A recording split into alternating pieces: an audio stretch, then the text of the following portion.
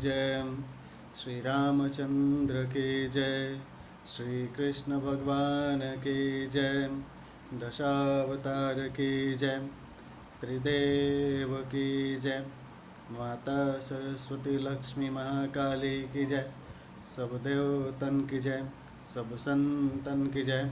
अथ श्रीमद्भगवद्गीता संबंध है। भगवान ने पहले 12वें श्लोक में कहा कि ये सात्विक राजस और तामस भाव मेरे से ही होते हैं, पर मैं उनमें और वे मेरे में नहीं हैं। इस विवेचन से यह सिद्ध हुआ कि भगवान प्रकृति और प्रकृति के कार्य से सर्वथा निर्लिप्त हैं। ऐसे ही भगवान का शुद्ध अंश यह जीव भी निर्लिप्त है। इस पर यह प्रश्न होता है कि यह जीव निर्लिप्त होता हुआ भी बंधता कैसे है। इसका विवेचन आगे के श्लोक में करते हैं। त्रिभिर्गुणमयैर्भावैरेभिं सर्वमिदं जगत् मोहितं नाभिजानाति मामिव्यं परमव्ययम्। किंतु ये भी मतलब इन, त्रिभि मतलब तीनों, गुणमय गुण रूप, भाव भावों से, मोहितम मोहित, इदम मतलब यह, सर्वम संपूर्ण, जगत मतलब जगत प्राणी मात्र, एभ्य इन गुणों से, परम मतलब अतीत, अव्ययम अविनाशी, माम मतलब मुझे, न मतलब नहीं, अभिजानाति जानता। क्या है? भगवान कहते हैं त्रिभिर्गुणमयैर्भावैरेभि परमव्ययम। सत्व रज और तम तीनों गुणों की वृत्तियाँ उत्पन्न और लीन होती रहती हैं। उनके साथ तदात्मय करके मनुष्य अपने को सात्विक राजस और तामस मान लेता है, अर्थात उनका अपने में आरोप कर लेता है कि मैं सात्विक राजस और तामस हो गया हूँ। इस प्रकार तीनों गुणों से मोहित मनुष्य ऐसा मान ही नहीं सकता कि मैं परमात्मा का अंश हूँ। वह अपने अंशी परमात्मा की तरफ न देखकर उत्पन्न और नष्ट होने वाली वृत्तियों के साथ अपना संबंध मान लेता है। यही उसका मोहित होना है। इस प्रकार मोहित होने के कारण वह मेरा परमात्मा के साथ नित्य संबंध है, इसको समझ ही नहीं सकता। यहाँ जगत शब्द जीवात्मा का वाचक है। निरंतर परिवर्तनशील शरीर के साथ तदात्मय होने के कारण ही यह जीव जगत नाम से कहा जाता है। तात्पर्य है कि शरीर के जन्मने में अपना जन्मना, शरीर के मरने में अपना मरना, शरीर के बीमार होने में अपना बीमार होना और शरीर के स्वस्थ होने में अपना स्वस्थ होना मान लेता है। इसी से यह जगत नाम से कहा जाता है। जब तक यह शरीर के साथ अपना तदात्म्य मानेगा तब तक यह जगत ही रहेगा, अर्थात जन्मता मरता ही रहेगा, कहीं भी अस्थायी नहीं रहेगा। गुणों की भगवान के सिवाय अलग सत्ता मानने से ही प्राणी मोहित होते हैं। अगर वे गुणों को भगवत स्वरूप माने तो कभी मोहित हो ही नहीं सकते। तीनों गुणों का कार्य जो शरीर है, उस शरीर को चाहे अपना मान ले चाहे अपने को शरीर मान ले, दोनों ही मान्यताओं से मोह पैदा होता है। शरीर को अपना मानना ममता हुई और अपने को शरीर मानना अहंता हुई। शरीर के साथ अहंता ममता करना ही मोहित होना है। मोहित हो जाने से गुणों से सर्वथा अतीत जो भगवत तत्व हैं उसको नहीं जान सकता। यह उस भगवत तत्व को तभी जान सकता है जब त्रिगुणात्मक शरीर के साथ इसकी अहंता ममता मिट जाती है। यह सिद्धांत है कि मनुष्य संसार से सर्वथा अलग होने पर ही संसार को जान सकता है, परमात्मा से सर्वथा अभिन्न होने पर ही परमात्मा को जान सकता है। कारण इसका यह है कि त्रिगुणात्मक शरीर से यह स्वयं सर्वथा अभिन्न है और परमात्मा के साथ यह स्वयं सर्वथा अभिन्न है।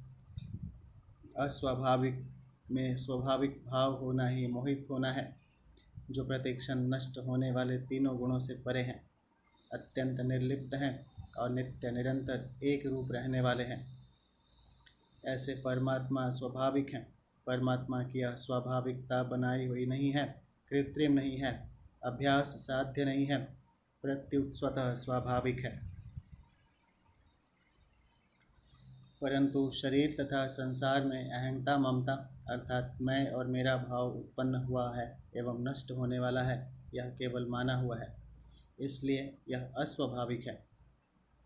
इस अस्वाभाविक को स्वाभाविक मान लेना ही मोहित होना है, जिसके कारण मनुष्य स्वाभाविकता को समझ नहीं सकता। जीव पहले परमात्मा से विमुख हुआ या पहले संसार के सम्मुख गुणों से मोहित हुआ? इसमें दार्शनिकों का मत यह है कि परमात्मा से विमुख होना और संसार से संबंध जोड़ना ये दोनों अनादि हैं, इनका आदि नहीं है। अतः इनमें पहले या पीछे की बात नहीं कही जा सकती, परंतु मनुष्य यदि मिली हुई स्वतंत्रता का दुरुपयोग न करे, उसे केवल भगवान में ही लगाना शुरू कर दे, तो यह संसार से ऊपर उठ जाता है, अर्थात इसका जन्म मरण मिट जाता है। इससे यह सिद्ध होता है कि यह मनुष्य प्रभु की दी हुई स्वतंत्रता का दुरुपयोग करके ही बंधन में पड़ा है। अपनी स्वतंत्रता का दुरुपयोग करके नष्ट होने वाले पदार्थों में उलझ जाने से यह परमात्मा तत्व को जान नहीं सकता।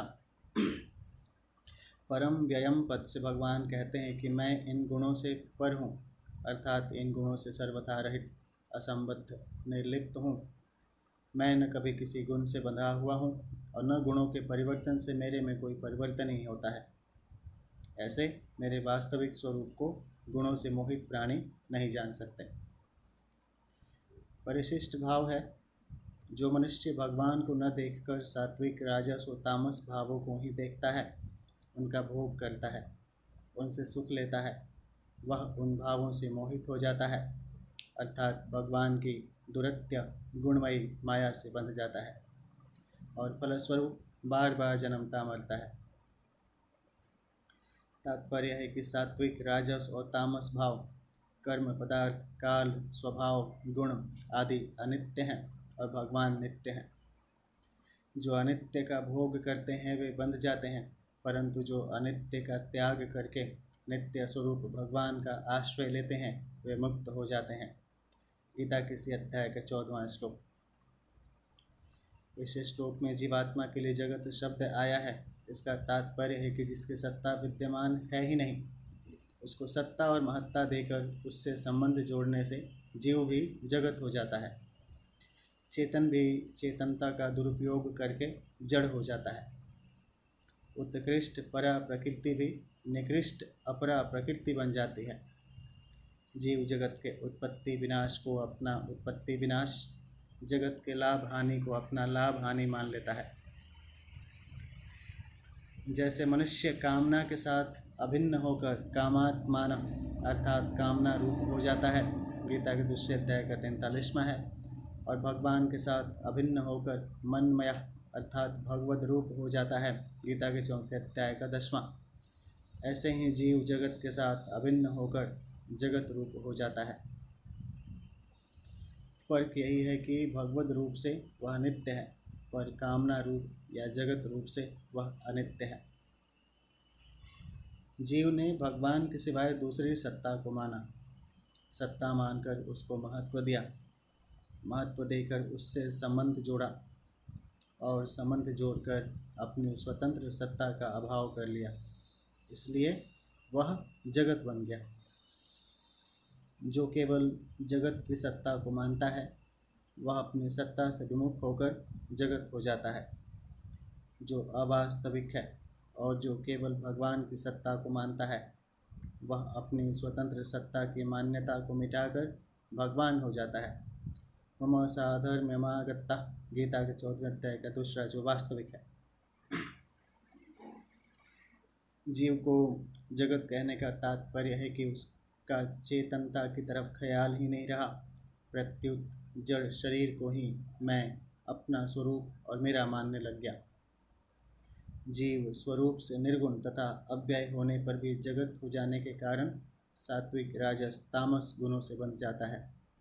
निबध्नन्ति महाबाहो देहे देहि न व्ययम, गीता के 4वें अध्याय का 5वां है।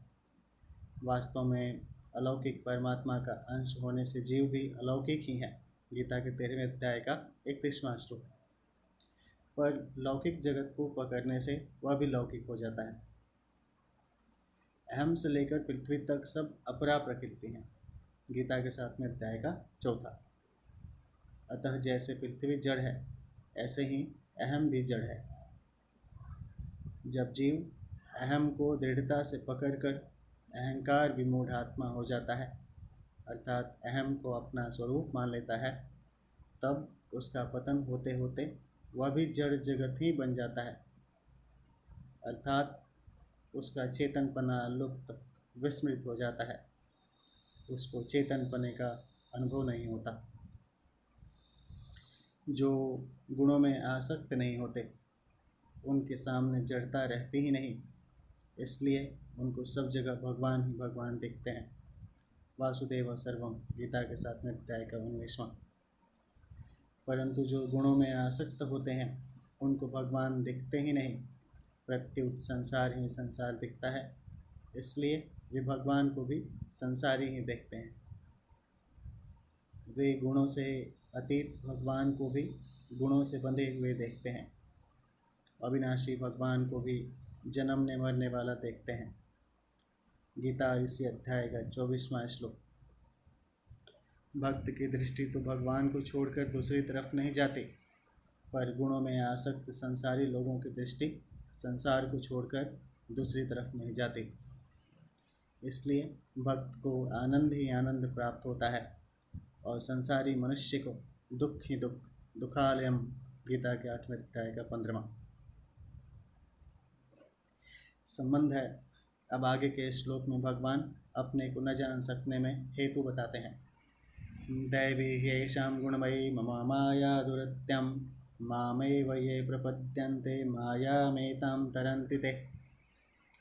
हे मतलब क्योंकि, मम मतलब मेरी, ऐशां मतलब यह, गुणमयी गुणमयी, दैवी मतलब दैवी, माया मतलब माया, दुरत्या दुरत्य है, अर्थात इससे पार पाना बड़ा कठिन है। ये मतलब जो, माम मतलब केवल मेरे, एव मतलब ही, प्रपद्यन्ते शरण होते हैं, ते मतलब वे, एताम इस, मायाम माया को, तरन्ति तर जाते हैं। व्याख्या है। दैवी येषां गुणमयी मम माया दुरत्या। सत्वरज और तम, तीन गुणों वाली देवी, देव अर्थात परमात्मा की माया बड़ी ही दुरत्य है। भोग और संग्रह की इच्छा रखने वाले मनुष्य इस माया से संबंध विच्छेद नहीं कर सकते। दुरत्य कहने का तात्पर्य है कि ये मनुष्य अपने को कभी सुखी और कभी दुखी, कभी समझदार और कभी बेसमझ, कभी निर्बल और कभी बलवान आदि मानकर इन भावों में तल्लीन रहते हैं। इस तरह आने जाने वाले प्राकृत भावों और पदार्थों में ही तदात्म्य ममता कामना करके उनसे बंधे रहते हैं और अपने को इनसे रहित अनुभव नहीं कर सकते। यही इस माया में दुरत्यपना है। यह गुणमयी माया तभी दुरत्य होती है जब भगवान के सिवाय गुणों की स्वतंत्र सत्ता और महत्ता मानी जाए। अगर मनुष्य भगवान के सिवाय गुणों की अलग सत्ता और महत्ता नहीं मानेगा तो वह इस गुणमयी माया से तर जाएगा। मामेव ये प्रपद्यन्ते मायामेतां तरन्ति ते। मनुष्यों में से जो केवल मेरे ही शरण होते हैं वे इस माया को तर जाते हैं, क्योंकि उनकी दृष्टि केवल मेरी ही तरफ रहती है, तीनों गुणों की तरफ नहीं। जैसा कि पहले वर्णन किया है, सत्व रज और तम ये तीनों गुण न मेरे में है और न मैं उनमें हूँ। मैं तो निर्लिप्त रहकर भी सभी कार्य करता हूँ। इस प्रकार जो मेरे स्वरूप को जानते हैं वे गुणों में नहीं फंसते, इस माया से तर जाते हैं। वे गुणों का कार्य मन बुद्धि का किंचिन मात्र भी सहारा नहीं लेते। क्यों नहीं लेते? क्योंकि वे इस बात को जानते हैं कि प्रकृति का कार्य होने से मन बुद्धि भी तो प्रकृति है। प्रकृति की क्रियाशीलता प्रकृति में ही है। जैसे प्रकृति हरदम प्रलय की तरफ जा रही है, ऐसे ही ये मन बुद्धि भी तो प्रलय की तरफ जा रहे हैं। अतः उनका सहारा लेना परतंत्रता ही है। ऐसी परतंत्रता बिल्कुल न रहे और परा प्रकृति जो कि परमात्मा का अंश है केवल परमात्मा की तरफ आकृष्ट हो जाए तथा अपरा से सर्वथा विमुख हो जाए। यही भगवान के सर्वथा शरण होने का तात्पर्य है। यहाँ मामेव कहने का तात्पर्य है कि वे अनन्य भाव से केवल मेरे ही शरण होते हैं, क्योंकि मेरे सिवाय दूसरी कोई सत्ता है नहीं। कई साधक मेरे शरण तो हो जाते हैं, परंतु केवल मेरे ही शरण नहीं होते। इसलिए कहा कि जो मामेव केवल मेरी ही शरण लेते हैं वे तर जाते हैं। माया की शरण न ले, अर्थात हमारे पास रुपए, पैसे, चीज, वस्तु आदि सब रहें, पर हम इनको अपना आधार न मानें, इनका आश्रय न लें, इनका भरोसा न करें, इनको महत्व न दें। इनका उपयोग करने का हमें अधिकार है, इन पर कब्जा करने का हमें अधिकार नहीं है। इन पर कब्जा कर लेना ही इनके आश्रित होना है। आश्रित होने पर इनसे अलग होना कठिन मालूम देता है। यही वास्तव में दुरत्यपना है। इस दुरत्यपना से छूटने के लिए ही उपाय बताते हैं। माम एव ये प्रपद्यन्ते। शरीर, इंद्रियां आदि सामग्री को अपनी और अपने लिए न मानकर भगवान की और भगवान के लिए ही मानकर भगवान के भजन में, उनके आज्ञा पालन में लगा देना है। अपने को इनसे कुछ नहीं लेना है, इनको भगवान में लगा देने का फल भी अपने को नहीं लेना है। क्योंकि जब भगवान की वस्तु सर्वथा भगवान के अर्पण कर दी, अर्थात उसमें भूल से जो अपनापन कर लिया था वह हटा लिया, तब उस समर्पण का फल हमारा कैसे हो सकता है? यह सब सामग्री तो भगवान की सेवा के लिए ही भगवान से मिली है, अतः इसको उनकी सेवा में लगा देना हमारा कर्तव्य है।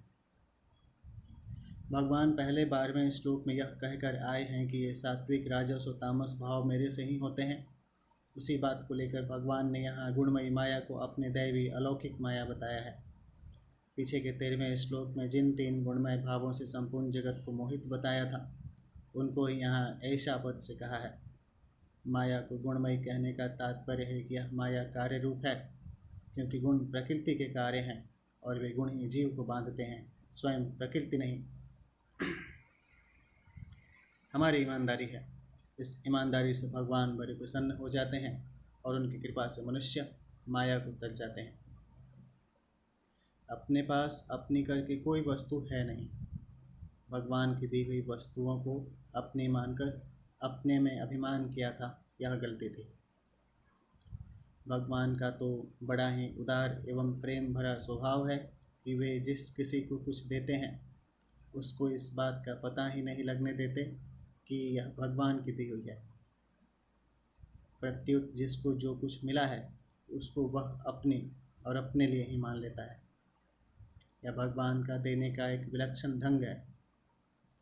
उनकी इस कृपा को केवल भक्त लोग ही जान सकते हैं, परंतु जो लोग भगवान से विमुख होते हैं वे सोच ही नहीं सकते कि इन वस्तुओं को हम सदा पास में रख सकते हैं क्या, अथवा वस्तुओं के पास हम सदा रह सकते हैं क्या, इन वस्तुओं पर हमारा आधिपत्य चल सकता है क्या। इसलिए वे अनन्य भाव से भगवान के शरण नहीं हो सकते। इस श्लोक का भाव यह हुआ कि जो केवल भगवान के ही शरण होते हैं, अर्थात जो केवल दैवी संपत्ति वाले होते हैं, वे भगवान की गुणमयी माया को तर जाते हैं। परंतु जो भगवान के शरण न होकर देवता आदि के शरण होते हैं, अर्थात जो केवल आसुरी संपत्ति वाले प्राण पिंड पोषण परायण सुख भोग परायण होते हैं, वे भगवान की गुणमयी माया को नहीं तर सकते। ऐसे आसुर स्वभाव वाले मनुष्य भले ही ब्रह्मलोक तक चले जाएं, तो भी उनको ब्रह्मलोक तक गुणमयी माया होने से वहाँ से लौटना ही पड़ता है, जन्मना मरना ही पड़ता है। परिशिष्ट भाव है, जब मनुष्य संसार से विमुख होकर भगवान की शरणागति स्वीकार कर लेता है, तब वह माया अपरा प्रकृति के कार्य को तर जाता है, अर्थात उसके अहम का सर्वथा नाश हो जाता है। भगवान की शरणागति स्वीकार करने का तात्पर्य है भगवान की सत्ता में ही अपनी सत्ता मिला दे, अर्थात केवल भगवान की ही सत्ता को स्वीकार कर ले। न अपनी स्वतंत्र सत्ता माने, न माया की स्वतंत्र सत्ता माने, न अहम का आश्रय ले, न माया गुणों का आश्रय ले। इसमें कोई परिश्रम उद्योग नहीं है। माया को सत्ता मनुष्य ने ही दी है। या ये दम धारते जगत, गीता के 7वें अध्याय का 5वां। मनश्चाष्टानीन्द्रियाणि प्रकृतिस्थानि कर्षति, गीता के 15वें अध्याय का 7वां। अगर वह माया को सत्ता न देकर केवल भगवान की ही शरण में रहता है तो वह माया को तर जाता, अर्थात उसके लिए माया की सत्ता रहती ही नहीं।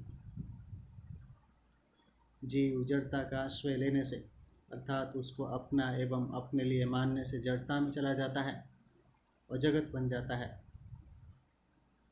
गीता के इसी अध्याय का 13वां श्लोक।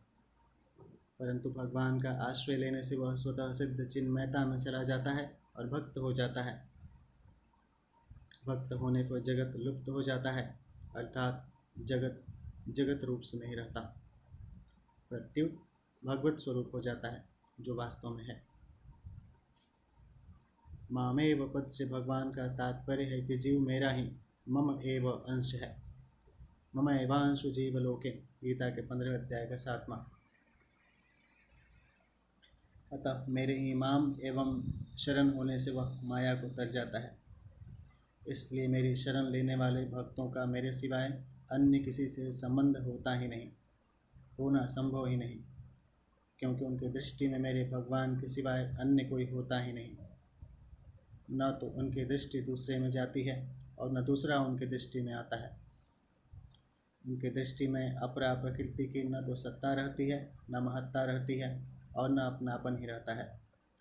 उनकी केवल भगवत बुद्धि हो जाती है, जो वास्तव में भगवत स्वरूप ही है।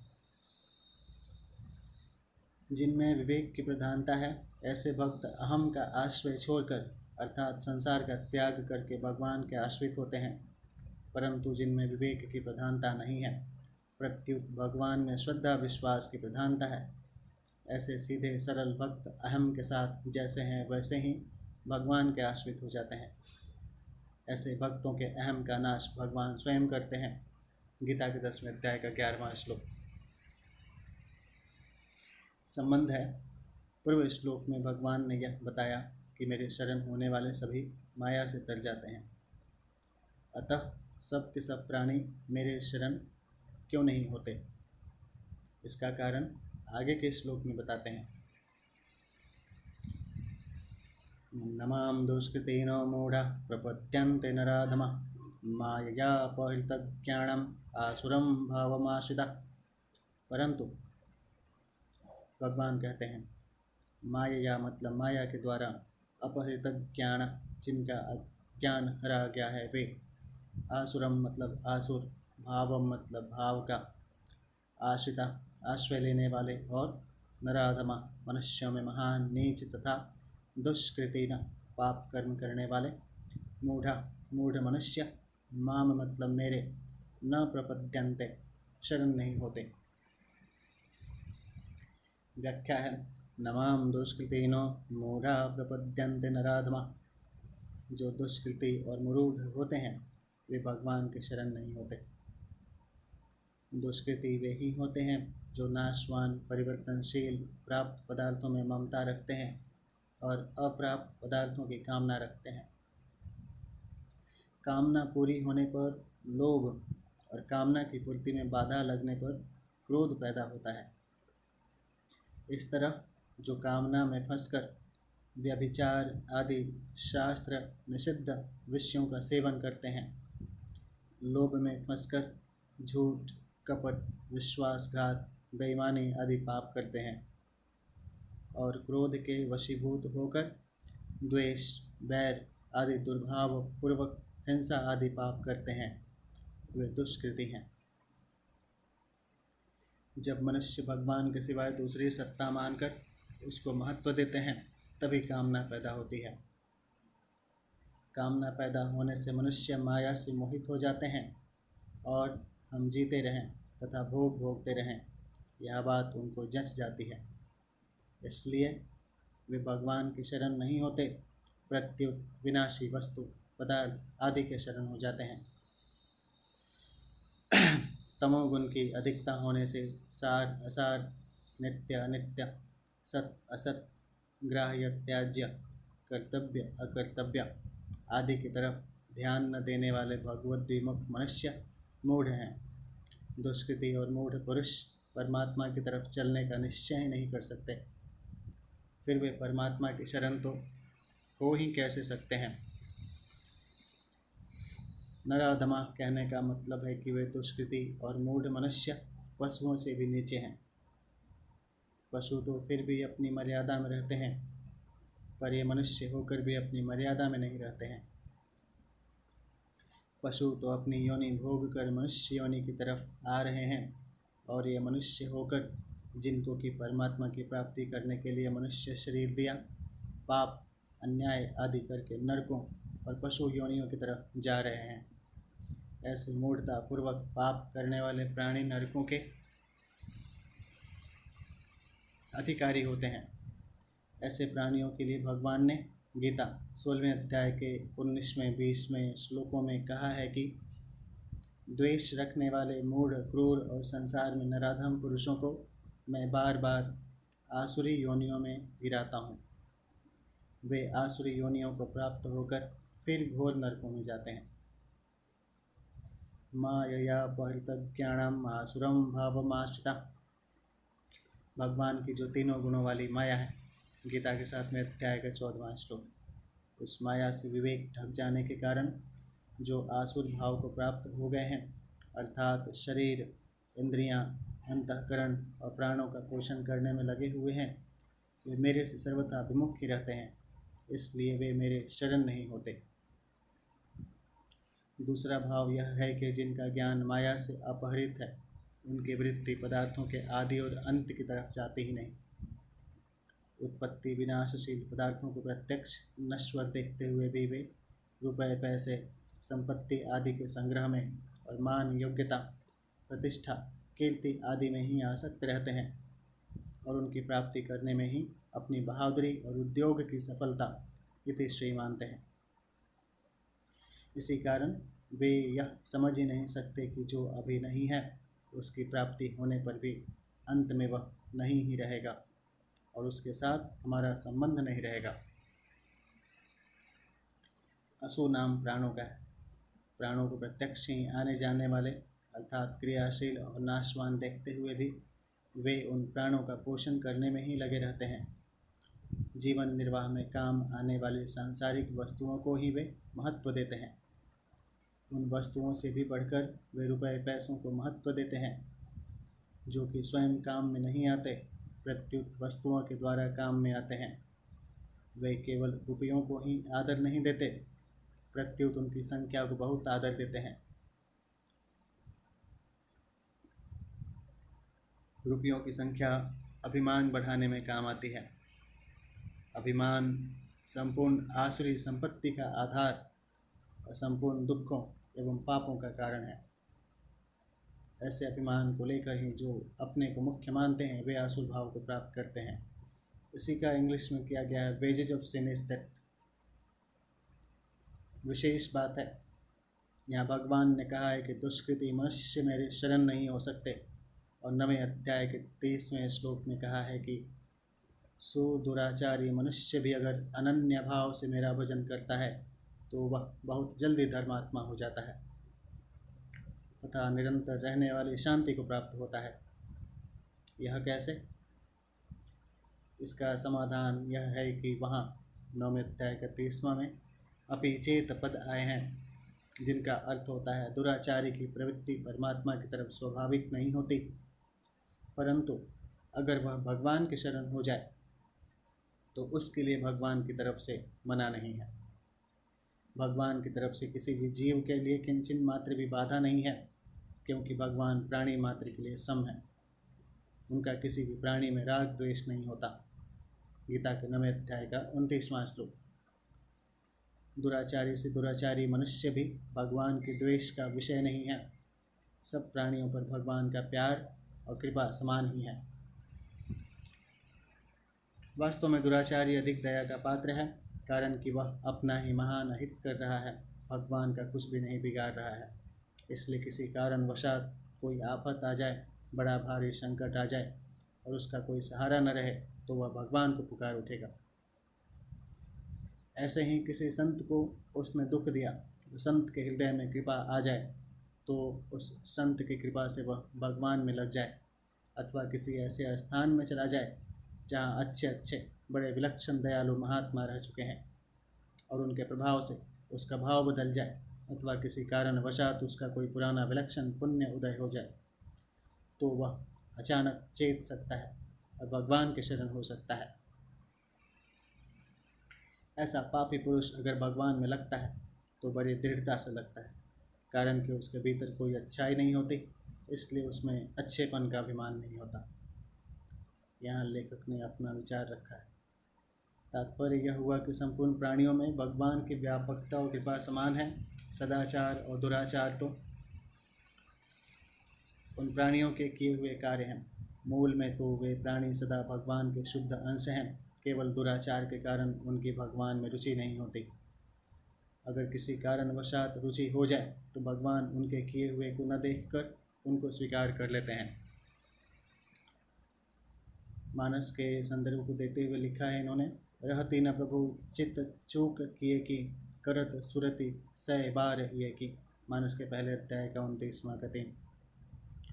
जैसे माँ का हृदय अपने संबंध से बालकों को समान ही रहता है, उनके सदाचार दुराचार से उनके प्रति माँ का व्यवहार तो विषम होता है, पर हृदय विषम नहीं होता। कुपुत्रो जायेत क्वचिदपि कुमाता न भवति। माँ तो एक जन्म को और एक शरीर को देने वाली होती है, परंतु प्रभु तो सदा रहने वाली माँ है। प्रभु का हृदय तो प्राणी मात्र पर सदैव द्रवित रहता ही है। प्राणी निमित्त मात्र भी शरण हो जाए तो प्रभु विशेष द्रवित हो जाते हैं। भगवान कहते हैं, जो नर होय चराचर द्रोही, आवें सभय शरण तकी मोहि। तज मद मोह कपट छल नाना, करम सद्यते ही साधु समाना। मानस के 5वें अध्याय का 48वां का पहला दूसरा। इसका तात्पर्य है कि जो चराचर प्राणियों के साथ द्वेष करने वाला है, वह अगर कहीं भी आश्रय न मिलने से भयभीत होकर सर्वथा मेरा ही आश्रय लेकर मेरे शरण हो जाता है, तो उसमें होने वाले मद मोह कपट नाना छल आदि दोषों की तरफ न देखकर केवल उसके भाव की तरफ देखकर मैं उसको बहुत जल्दी साधु बना लेता हूँ।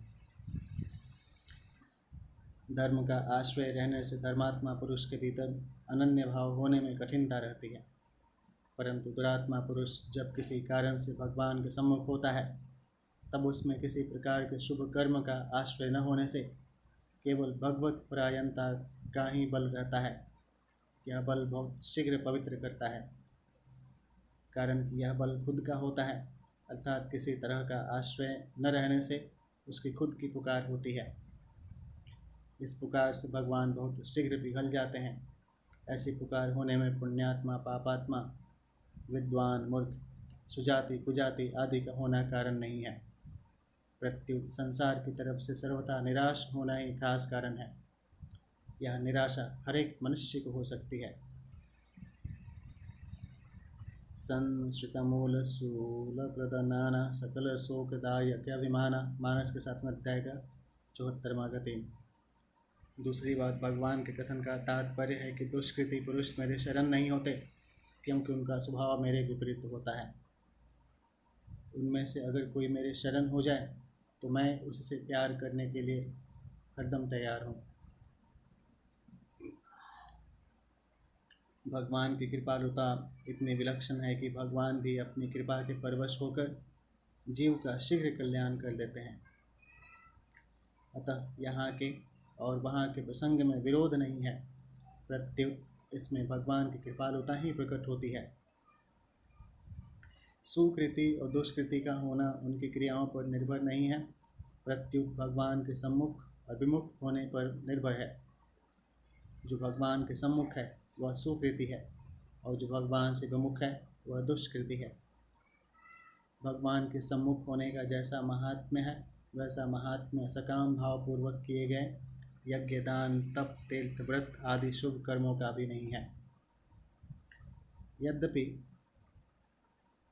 यज्ञ दान तप आदि क्रियाएं भी पवित्र हैं, पर जो अपने को सर्वथा अयोग्य समझकर और अपने में किसी तरह की पवित्रता न देखकर आर्त भाव से भगवान के सम्मुख रो पड़ता है, उसकी पवित्रता भगवत कृपा से बहुत जल्दी होती है।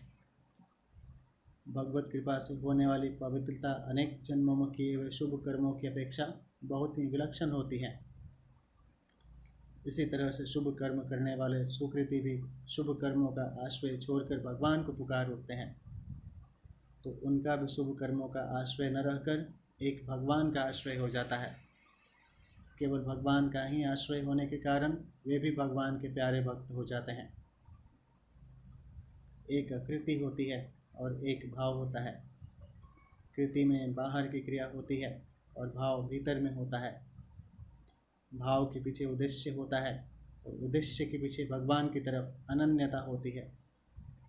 वह अनन्यता कृतियों और भावों से बहुत विलक्षण होती है, क्योंकि वह स्वयं की होती है। उस अनन्यता के सामने कोई दुराचार टिक ही नहीं सकता। वह अनन्यता दुराचारी से दुराचारी पुरुष को भी बहुत जल्दी पवित्र कर देता है। वास्तव में यह जीव परमात्मा का अंश होने से पवित्र तो है ही, केवल दुर्भावों और दुराचारों के कारण ही इसमें अपवित्रता आती है। परिशिष्ट भाव है, जो मनुष्य भगवान का आश्रय नहीं लेते वे आसुरी, राक्षसी और मोहिनी प्रकृति का आश्रय लेने वाले होते हैं। गीता के 9वें अध्याय का 12वां श्लोक।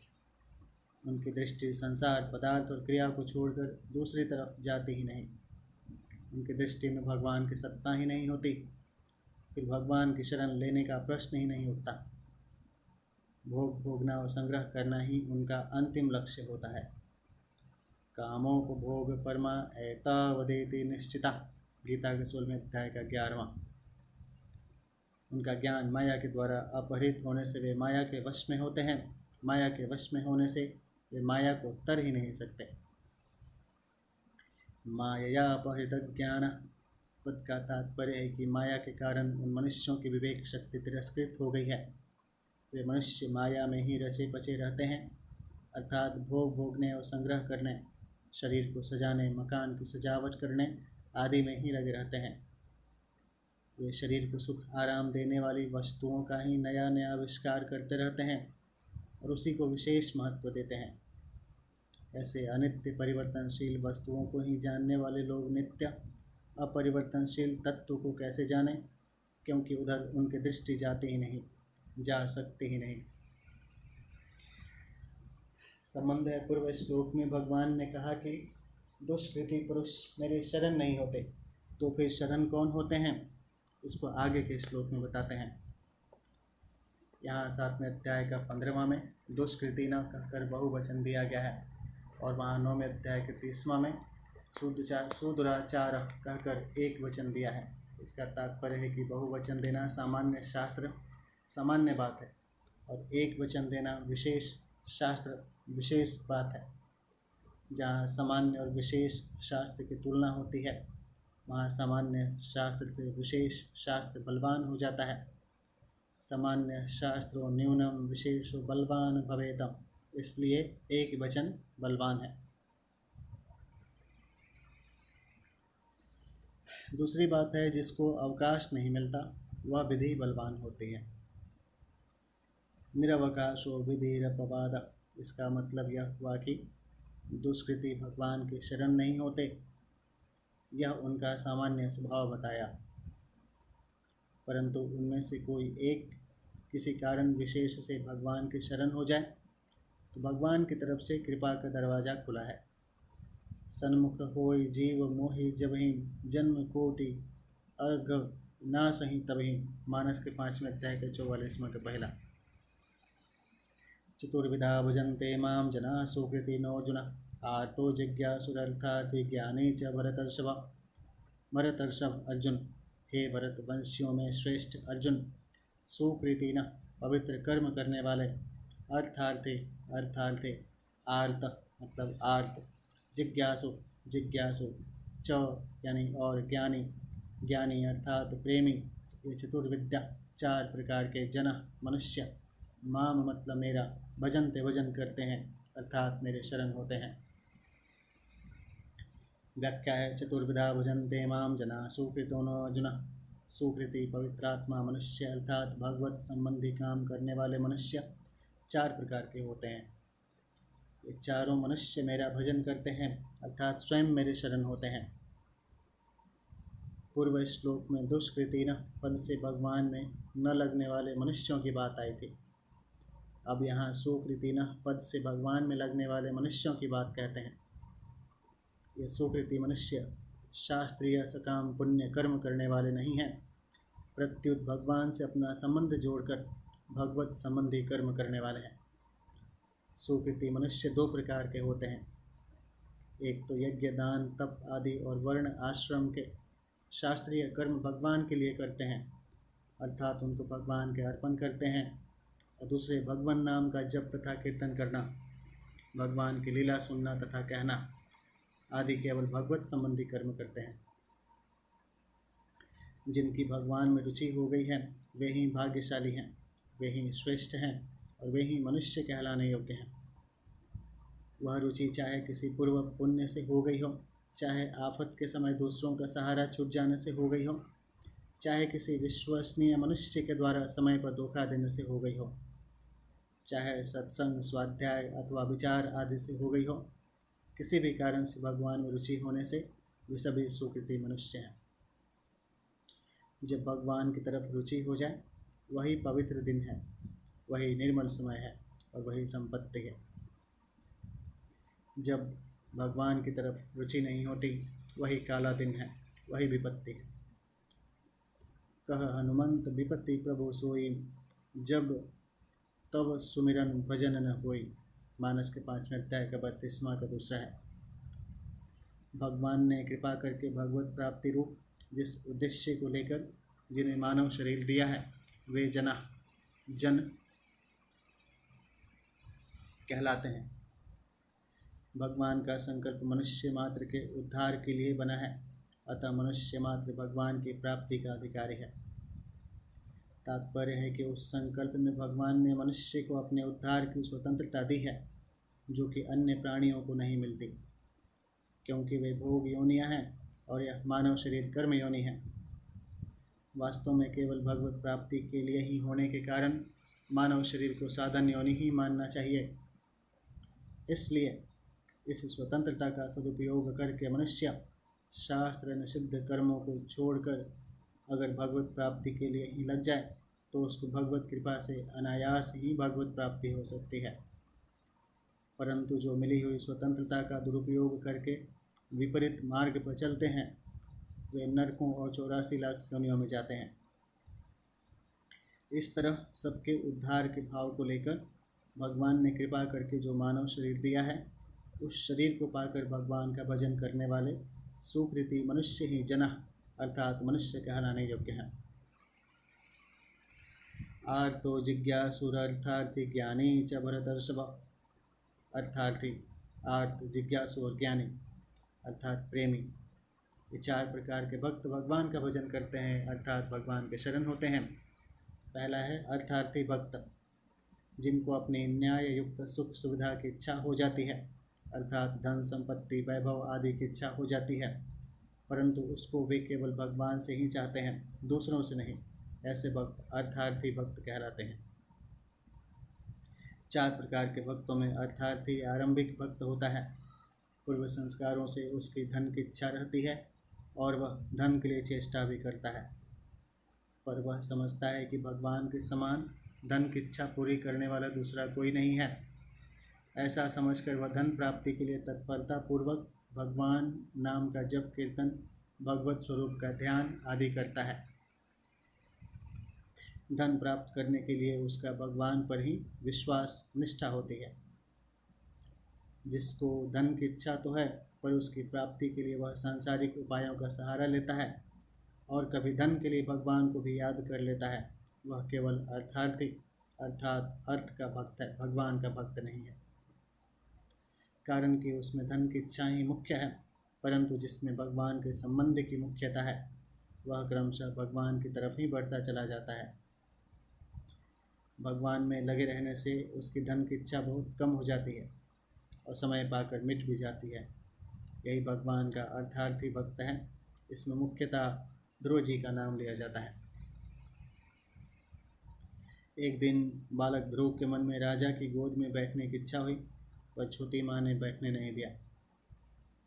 उसने ध्रुव से कहा कि तूने भजन नहीं किया है, तू अभागा है, अभागिन के यहाँ ही तूने जन्म लिया है, अतः तू राजा की गोद में बैठने का अधिकारी नहीं है। ध्रुव ने छोटी माँ की कही हुई सब बात अपनी माँ से कह दी। माँ ने कहा कि बेटा, तेरी छोटी माँ ने ठीक ही कहा है, क्योंकि भजन न तूने किया न मैंने ही किया। इस पर ध्रुव ने माँ से कहा कि माँ, अब तो मैं भजन करूँगा। ऐसा कहकर वे भगवत जन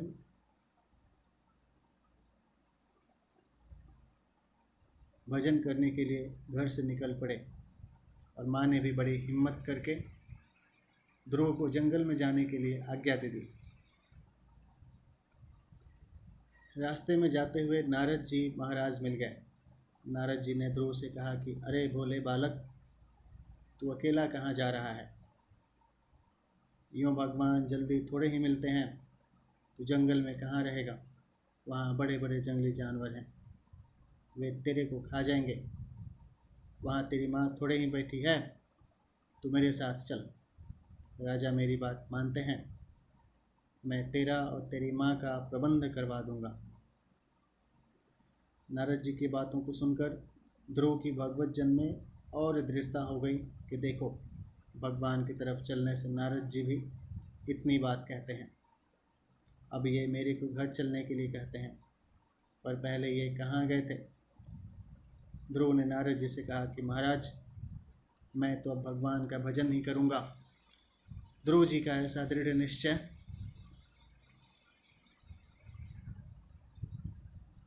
देखकर नारद जी ने उनको द्वादशाक्षर मंत्र ओम नमो भगवते वासुदेवाय दिया, और चतुर्भुज भगवान विष्णु का ध्यान बताकर मधुवन में जाकर भजन करने की आज्ञा दी। ध्रुव जी ने मधुवन में जाकर ऐसे निष्ठा से भजन किया कि उनकी निष्ठा को देखकर 6 महीने की अवधि के भीतर ही भीतर भगवान ध्रुव के सामने प्रकट हो गए। भगवान ने ध्रुव जी को राजगद्दी का वरदान दिया, और इस वरदान से ध्रुव जी विशेष राजी नहीं हुए। भजन से अंतःकरण शुद्ध होने के कारण उनको धन राज्य के लिए भगवान की तरफ चलने में बड़ी लज्जा हुई कि मैंने बड़ी गलती की। तात्पर्य यह हुआ कि ध्रुव जी को तो पहले राजा की गोद में बैठने की इच्छा हुई, पर उन्होंने उस इच्छा की पूर्ति का मुख्य उपाय भगवान का भजन ही माना। भजन करने से उनको राज्य मिल गया और इच्छा मिट गई। इस तरह अर्थार्थी भक्त केवल भगवान की तरफ ही लगता है। आजकल जो धन प्राप्ति के लिए झूठ, कपट, बेईमानी आदि करते हैं, वे भी धन के लिए समय समय पर भगवान को पुकारते हैं। वे अर्थार्थी तो हैं, पर भगवान के भक्त नहीं हैं। वे तो झूठ, कपट, बेईमानी आदि के भक्त हैं, क्योंकि उनका पाप के बिना, झूठ कपट के बिना काम नहीं चलता। इस तरह झूठ कपट आदि पर जितना विश्वास है, उतना विश्वास भगवान पर नहीं है। जो केवल भगवान के ही परायण हैं और जो भगवान के साथ अपनापन करके भगवान का ही भजन करते हैं, परंतु कभी कभी पूर्व संस्कारों से अथवा किसी कारण से जिनमें अपने शरीर आदि के लिए अनुकूल परिस्थिति की इच्छा हो जाती है, वे भी अर्थार्थी भक्त कहलाते हैं। उनकी अनुकूलता की इच्छा ही अर्थार्थीपन है। आर्त भक्त हैं। प्राण संकट आने पर, आफत आने पर, मन के प्रतिकूल घटना घटने पर जो दुखी होकर अपना दुख दूर करने के लिए भगवान को पुकारते हैं, और दुख को दूर करना केवल भगवान से ही चाहते हैं, दूसरे किसी उपाय को काम में नहीं लेते, वे आर्त भक्त कहलाते हैं।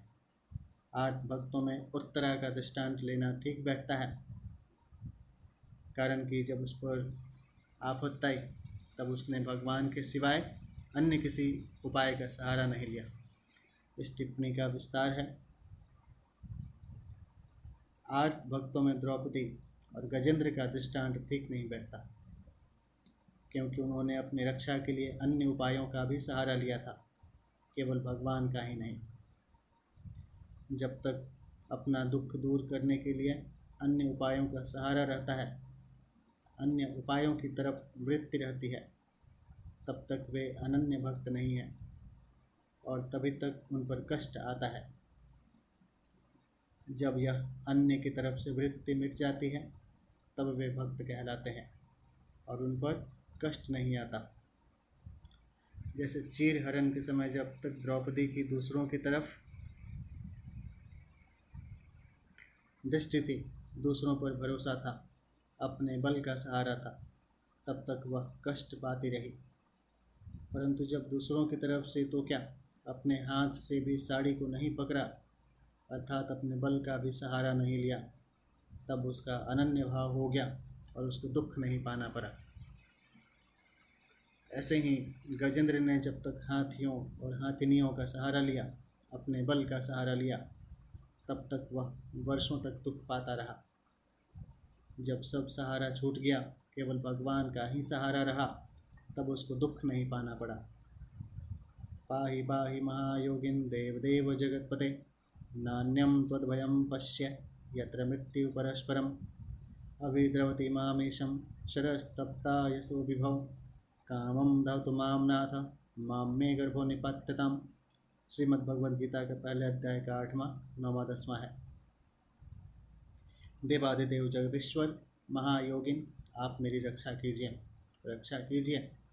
आपके सिवाय इस लोक में मुझे अभय देने वाला दूसरा कोई नहीं है, क्योंकि यहाँ सभी आपस में एक दूसरे के मृत्यु का कारण बन रहे हैं।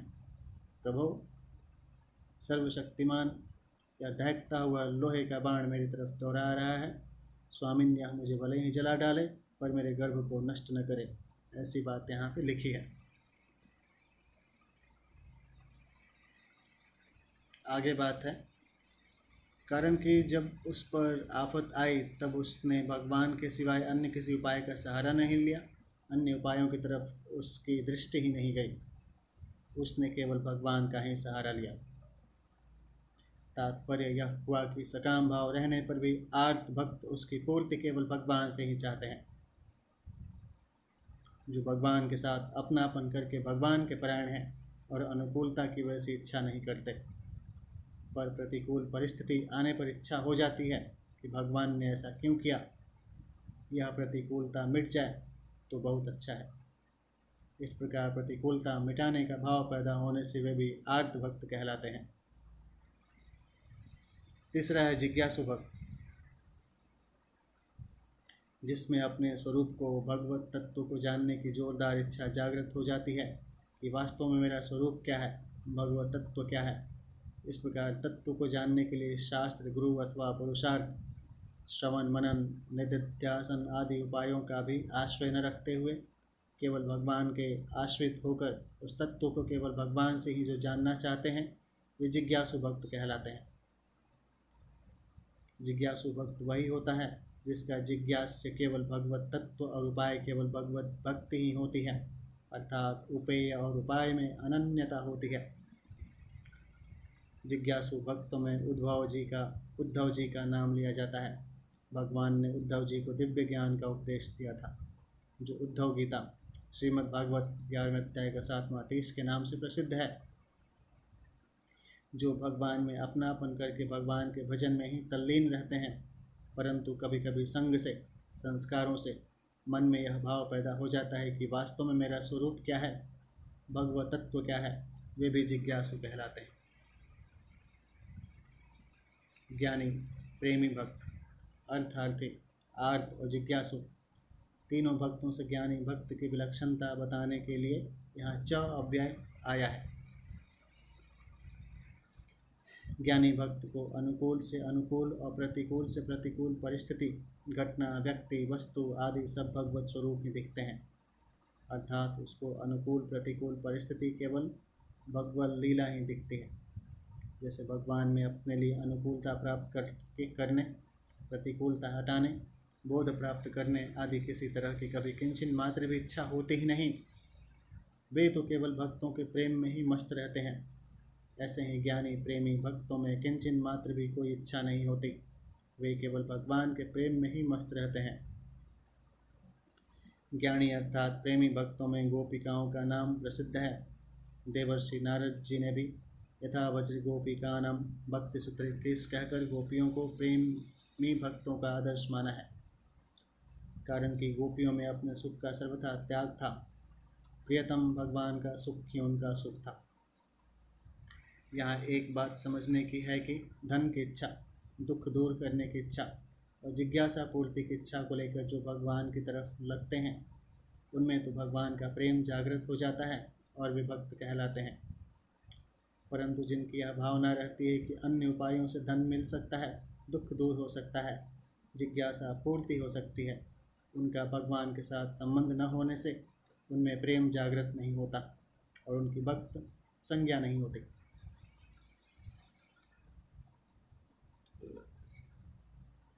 संतों की वाणी में आता है कि प्रेम तो केवल भगवान ही करते हैं, भक्त केवल भगवान में अपनापन करता है। कारण कि प्रेम वही करता है जिसे कभी किसी से कुछ भी लेना नहीं है। भगवान ने जीव मात्र के प्रति अपने आप को सर्वथा अर्पित कर रखा है और जीव से कभी कुछ भी प्राप्त करने की इच्छा की कोई संभावना ही नहीं रखी है। इसलिए भगवान ही वास्तव में प्रेम करते हैं। जीव को भगवान की आवश्यकता है, इसलिए जीव भगवान से अपनापन ही करता है। जब अपने आप को सर्वथा भगवान के अर्पित करने पर भक्त में कभी कुछ भी पाने की कोई अभिलाषा नहीं रहती, तब वह ज्ञानी अर्थात प्रेमी भक्त कहा जाता है। अपने आप को सर्वथा भगवान के अर्पित कर देने से उस भक्त की सत्ता भगवान से किंचित मात्र भी अलग नहीं रहती, प्रत्युत उसकी जगह केवल भगवान की सत्ता ही रह जाती है। विशेष बात को लेकर यहाँ व्याख्या करते हैं। पहली बात है, 4 लड़के खेल रहे थे। इतने में उनके पिताजी 4 आम लेकर आए। उनको देखते ही एक लड़का आम मांगने लग गया और एक लड़का आम लेने के लिए रो पड़ा। पिताजी ने उन दोनों को एक एक आम दे दिया। तीसरा लड़का न तो रोता है और न मांगता है, केवल आम की तरफ देखता है। और चौथा लड़का आम की तरफ न देखकर जैसे पहले खेल रहा था वैसे ही मस्ती से खेल रहा है। उन दोनों को भी पिताजी ने एक एक आम दे दिया। इस प्रकार चारों ही लड़कों को आम मिलता है।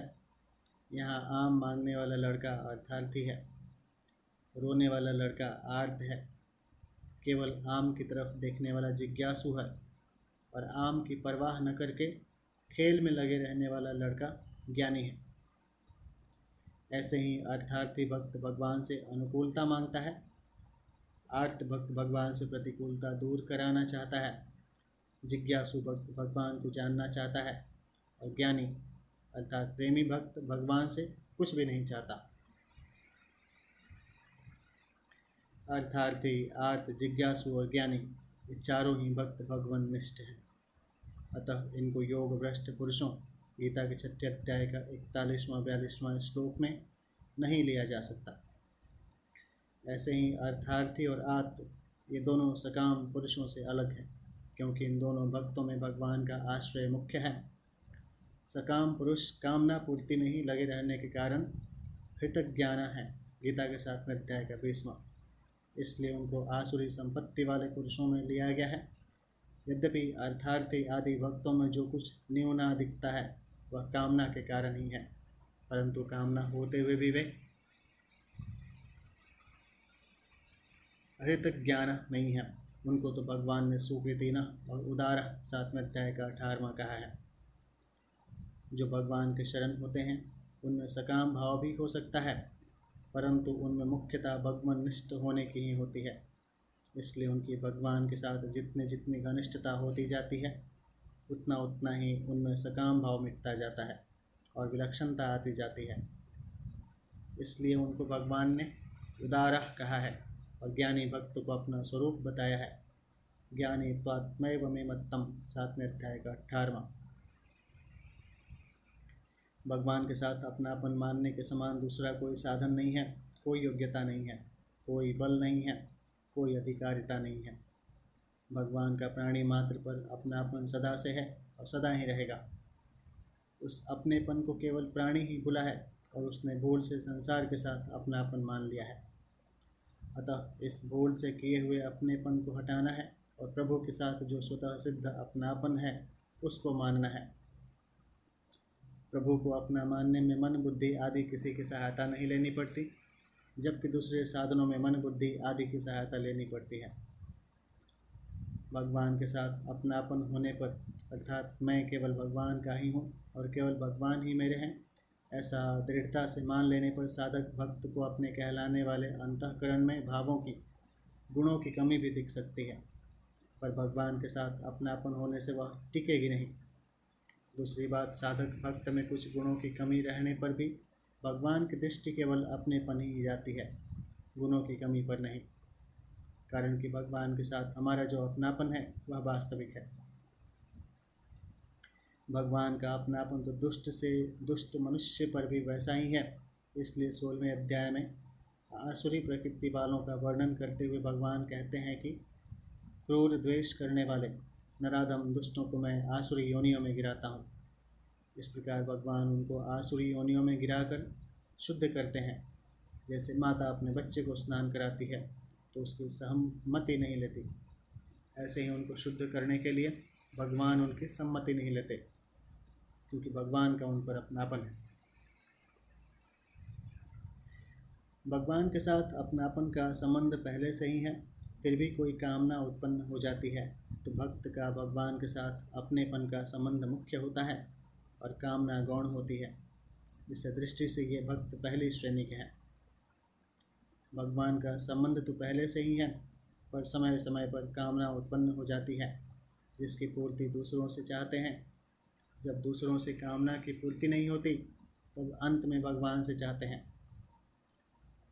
इस तरह अनन्यता की कमी होने के कारण ये भक्त दूसरी श्रेणी के हैं। जहाँ केवल कामना पूर्ति के लिए ही भगवान के साथ अपनेपन का संबंध किया जाए, वहाँ कामना मुख्य होती है और भगवान का संबंध गौण होता है। इस दृष्टि से ये भक्त तीसरी श्रेणी के हैं। मार्मिक बात है, कामना दो तरह की होती है, परमार्थिक और लौकिक। पहला हो गया परमार्थिक कामना। परमार्थिक कामना दो तरह की होती है, मुक्ति कल्याण की और भक्ति भगवत प्रेम की। जो मुक्ति की कामना है उसमें तत्व को जानने की इच्छा होती है, जिसे जिज्ञासा कहते हैं। यह जिज्ञासा जिसमें होती है वह जिज्ञासु होता है। गहरा विचार किया जाए तो जिज्ञासा कामना नहीं है, क्योंकि वह अपने स्वरूप को अर्थात तत्व को जानना चाहता है जो वास्तव में उसकी आवश्यकता है। आवश्यकता उसको कहते हैं जो जरूर पूरी होती है और पूरी होने पर फिर दूसरी आवश्यकता पैदा नहीं होती। यह आवश्यकता सत्य विषय की होती है। दूसरी कामना प्रभु प्रेम प्राप्ति की होती है। उसको प्राप्ति तो कहते हैं, पर वास्तव में वह प्राप्ति अपने लिए नहीं होती, प्राप्ति प्रभु के लिए ही होती है। उसमें अपना किंचित मात्र प्रयोजन नहीं रहता, प्रभु के समर्पित होने का ही प्रयोजन रहता है। प्रेमी तो अपने आप को प्रभु के समर्पित कर देता है, जो कि उसी का अंश है। उपर्युक्त दोनों ही परमार्थिक कामनाएं वास्तव में कामना नहीं है। दूसरा हुआ लौकिक कामना। लौकिक कामना भी दो तरह की होती हैं, सुख प्राप्त करने की और दुख दूर करने की। शरीर को आराम मिले, जीते जी मेरा आदर सत्कार होता रहे और मरने के बाद मेरा नाम अमर हो जाए, मेरा स्मारक बन जाए। कोई ग्रंथ बना दें जिसको लोग देखते रहें, पढ़ते रहें और यह जान जाएं कि ऐसा कोई विलक्षण पुरुष हुआ है। मरने के बाद स्वर्ग आदि में भोग भोगते रहें, आदि आदि लौकिक सुख प्राप्ति की कामनाएं होती हैं। ऐसी कामनाओं से तो वासना ही बढ़ती है, जिससे बंधन और पतन ही होता है, उद्धार नहीं होता। यह कामना आसुरी संपत्ति है, इसलिए यह त्याज्य है। दूसरी कामना दुख दूर करने की है। दुख तीन प्रकार के हैं, आदिदैविक, आदि भौतिक और आध्यात्मिक। अतिवृष्टि, अनावृष्टि, सर्दी, गर्मी, वायु आदि से जो दुख होता है उसको आदिदैविक कहते हैं। यह दुख देवताओं के अधिकार से होता है। सिंह, सांप, चोर आदि प्राणियों से जो दुख होता है उसको आदि भौतिक कहते हैं। शरीर और अंतःकरण को लेकर जो दुख होता है वह आध्यात्मिक होता है। कामना वह होती है जो कभी पूरा नहीं होती। एक कामना पूरी होने पर फिर दूसरी कामना पैदा हो जाती है। जैसे धन की कमाई हुई, जितना धन चाहता है उतना धन मिल जाए तो फिर और अधिक धन की कामना होती है। धन की तरह ही मान बढ़ाई की, जीने की, भोग की, निरोगता की, यश कीर्ति की, स्त्री पुत्र आदि आदि उत्पत्ति विनाशशील वस्तुओं की कामना होती है। ये धन आदि वस्तुएं अपनी नहीं हैं, क्योंकि इनमें से कोई भी वस्तु स्वयं तक पहुँचती ही नहीं। इनकी कामना पूर्ति केवल शरीर और नाम तक ही पहुँचती हैं। कामना असत विषय की होती है। कामना पूर्ति के बाद फिर और कामना पैदा जाती है। इस प्रकार आपूर्ति ही बाकी रहती है। अतः कामना त्याज्य है, क्योंकि ये चीज़ें तो रहेंगी नहीं और उनकी पूर्ति के लिए की हुई कामना और प्रयत्न ये दोनों ही निष्फल होंगे। मुक्ति की अपेक्षा भक्ति की कामना श्रेष्ठ है, क्योंकि मुक्ति में स्वयं मुक्त होना चाहता है और भक्ति में भगवान के समर्पित होना चाहता है। तात्पर्य है कि मुक्ति में लेने की इच्छा और भक्ति में देने की इच्छा रहती है। इसलिए मुक्ति में तो सूक्ष्म अहम रहता है, पर भक्ति में अहम बिल्कुल नहीं रहता। इन दुखों को दूर करने की और सुख प्राप्त करने की जो कामना होती है वह सर्वथा निरर्थक है, क्योंकि उस कामना की पूर्ति नहीं होती। पूर्ति हो भी जाती है तो दूसरी नई कामना पैदा हो जाती है और अंत में आपूर्ति ही बाकी रहती है। इसलिए इन दोनों कामनाओं की पूर्ति किसी भी मनुष्य की कभी भी नहीं हुई, न होती है और न भविष्य में ही पूरी होने वाली है। परिशिष्ट भाव है। 14वें श्लोक में भगवान ने कहा था कि मेरी शरण लेने वाले भक्त गुणमयी माया को तर जाते हैं। वे शरण लेने वाले भक्त कौन हैं, इसको अब इस श्लोक में बताते हैं। पूर्व श्लोक में दुष्कृति मनुष्यों की और इस श्लोक में सुकृति मनुष्यों की बात आई है, जो हमारे से अलग हैं। उस संसार को अपना मानना सबसे बड़ा दुष्कृत अर्थात पाप है। जो हमारे से अभिन्न है, उस भगवान को अपना मानना सबसे बड़ा सुकृत अर्थात पुण्य है। अतः जो संसार को अपना मानते हैं वे दुष्कृति हैं और जो भगवान को अपना मानते हैं वे सुकृति हैं। भोगी मनुष्य भगवान में नहीं लगता, इसलिए अर्थार्थी तो भगवान का भक्त हो सकता है, पर भोगार्थी भगवान का भक्त नहीं हो सकता। कारण कि भोगार्थी में संसार की लिप्तता अधिक होती है और अर्थार्थी में लिप्तता कम होती है तथा भगवान की मुख्यता होती है। कुछ अंश में भगवान के सिवाय अन्य सत्ता की मान्यता होने के कारण ही भक्त अर्थार्थी आर्त अथवा जिज्ञासु होता है।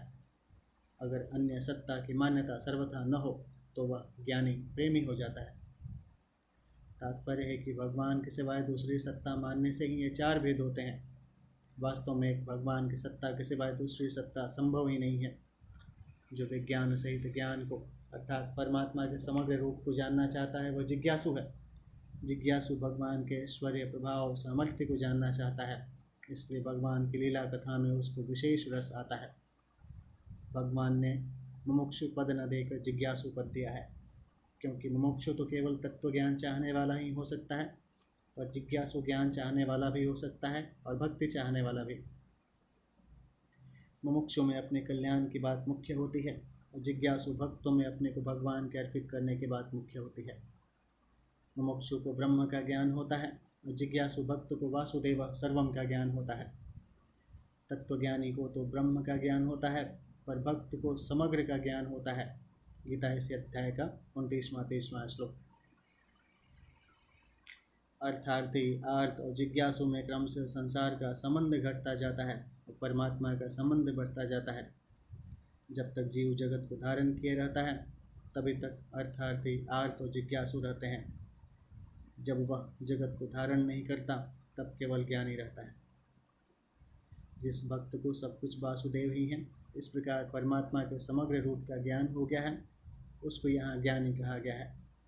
इसी ज्ञानी भक्त को आगे 19वें श्लोक में ज्ञानवान कहा गया है। अर्थार्थी प्राप्त परिस्थिति में संतोष न करके धन चाहता है। आर्त प्राप्त परिस्थिति में संतोष तो करता है, पर दुख आने पर उससे दुख सहा नहीं जाता। अर्थार्थी में अर्थ की मुख्यता नहीं है, प्रत्युत भगवान की मुख्यता है। उसमें धन की इच्छा तो रहती है, पर उस इच्छा को वह केवल भगवान से ही पूरी कराना चाहता है, कारण कि भगवान में कोई कमी नहीं है। अपरा प्रकृति है तो भगवान की ही। आर्त भी अपना दुख केवल भगवान से ही दूर करना चाहता है। जिज्ञासु भी केवल भगवान से ही अपनी जिज्ञासा की पूर्ति करना चाहता है। परंतु जब भक्त में ऐसी उत्कट अभिलाषा रहती है कि मेरे को केवल भगवान ही प्यारे लगें, तब उसमें अर्थार्थीपना, आर्तपना और जिज्ञासुपना नहीं रहता और वह ज्ञानी अर्थात प्रेमी हो जाता है। आध्यात्मिक दुख दो प्रकार के हैं, आधि और व्याधि। मन की चिंता आदि है और शरीर का रोग व्याधि है। आदि भी दो तरह की होती है, पहला पागलपन, दूसरा चिंता, शोक, भय, उद्वेग आदि। पागलपन तो प्रारब्ध से होता है और चिंता, शोक आदि अज्ञान से होते हैं। ज्ञान होने पर चिंता, शोक आदि तो मिट जाते हैं, पर पागलपन प्रारब्ध वशात हो सकता है। अर्थार्थी का तो अर्थ से निरंतर संबंध रहता है, क्योंकि अर्थ की वासना हरदम रहती है, परंतु आर्त का दुख से निरंतर संबंध नहीं रहता, क्योंकि दुख हरदम नहीं रहता। जिज्ञासु को सुख दुख की परवाह नहीं होती, अतः वह न तो सुख के आने की इच्छा करता है और न दुख के जाने की इच्छा करता है। अर्थार्थी और अर्थ दोनों जिज्ञासु होकर ज्ञानी हो जाते हैं। अर्थार्थी भक्त को जब अर्थ मिलता है तब उसको अपनी भूल पर पश्चाताप होता है, जैसे ध्रुव जी को राज्य मिलने पर पश्चाताप हुआ। परंतु आर्त भक्त को उतना पश्चाताप नहीं होता, प्रत्युत उसमें यह भाव रहता है कि भगवान दुख दूर करने वाले हैं। जैसे द्रौपदी और गजेंद्र की रक्षा होने पर उनको पश्चाताप नहीं हुआ, प्रत्युत भगवान की तरफ ही उनकी वृत्ति रही। आर्त भक्त आए हुए दुख को सह नहीं सकता, यह उसकी कमजोरी है। जिज्ञासु भक्त में भगवान के समग्र रूप को जानने की कमी रहती है, उसको मुक्ति तत्व ज्ञान होने पर भी संतोष नहीं होता, प्रत्युत उसमें प्रेम प्राप्त करने की भूख रहती है। परंतु ज्ञानी भक्त की दृष्टि में एक वासुदेव के सिवाय अन्य सत्ता लेश मात्र भी नहीं होती, फिर उसमें कोई कमी कैसे रह सकती है। इसलिए भगवान ने ज्ञानी भक्त को अपना स्वरूप बताया है। ज्ञानी त्वात्मैव मे मत्तम, गीता के 7वें अध्याय का 18वां।